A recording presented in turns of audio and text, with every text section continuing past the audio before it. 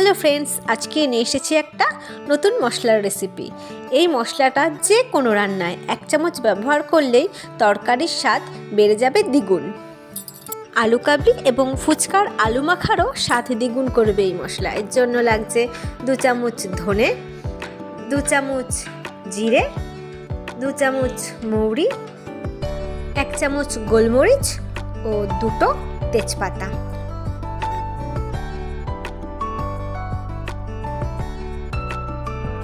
সমস্ত উপকরণকে শুকনো খোলায় 2 থেকে 3 মিনিট ভেজে নেব, যতক্ষণ না মশলাগুলো থেকে সুন্দর একটা গন্ধ বেরিয়ে আসে।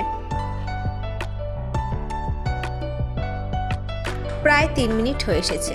নামিয়ে ভালো করে ঠান্ডা করে নেব। ব্যাস, এই সমস্ত উপকরণকে মিক্সার গ্রাইন্ডারে ভালো করে গুঁড়ো করে নিলেই তৈরি আমাদের সেই মজাদার মশলা।